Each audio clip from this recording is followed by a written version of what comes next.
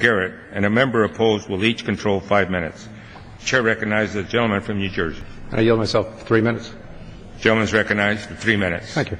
And so I want to begin my comment by restating the obvious, and that is that the FHA right now is in serious financial trouble. You know, their book of business during 05 and 06 and 07 was really pretty small back then. And in 08, FHA's lending took off to really high levels and currently is around 30% of the market. Now, typically, the defaults on mortgages occur not in the first couple of years, but in 3, 4, 5, and 6 and 7 years. So we've already seen a sharp increase in delinquency and defaults with the FHA book. And we've not even gotten into the typically bad areas of problem years for 08 and 09, when we're probably going to see those numbers go off the track. Now, some of my colleagues on the other side of the aisle may say that there isn't going to be a problem because underwriting standards have tightened up some, and the average FICO score has gone up. But you think about it, that really misses the point. You know, in the mortgage business, you make pennies and you lose dollars.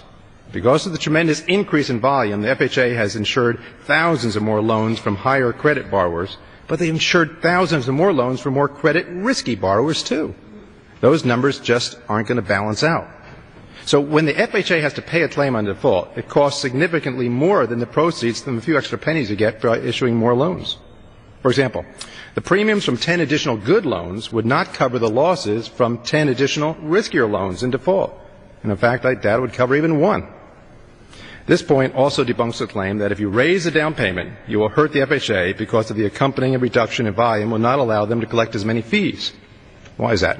The more loans you insure, the more defaults you'll experience, and you'll not be able to recoup the losses with those additional premiums. Now, a second point. Another argument they'll make is that the FHA's LTV ratios, the loan-to-value ratios, above 95% are a lower percentage of the books today than they were just a few years ago. But this fails to acknowledge that it's because their book has grown so much over the last few years. So I would argue this, that of the total number, there are significantly more loans over there that are above 95% LTV and over 96.5, which is a critical number, simply because of their ability to finance the upfront premiums now. And with more loans with higher LTVs brings what? More riskier loans. FHA's own actual report says this. Listen to this.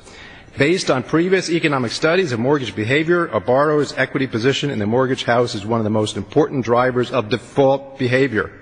The larger the equity position of a borrower has, the greater the incentive to avoid default on that loan. And so that's why I've come up with this bill. It's not for a 20% down payment or a 15% or even a 10%, which many private lenders right now require. But we go for the reasonable one, the compromise, 5% down payment.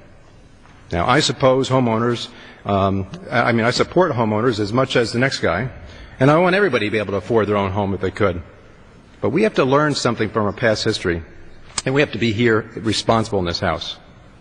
I find the debate over the problems with the FHA eerily similar, then, to the debates we've had leading up to Fannie Mae and Freddie Mac. As taxpayers now are pumping hundreds of billions of dollars into Fannie and Freddie now, history has shown that we were on the right side of the debate then with Fannie and Freddie then, and I want to make sure that when this FHA bill goes through this House now, and at the conclusion of this debate as well, I want to make sure that myself and all my colleagues are on the right side of this debate as well. So I would urge my colleagues to be all on the right side of this debate in history, and to support my amendment. The gentleman reserves his time.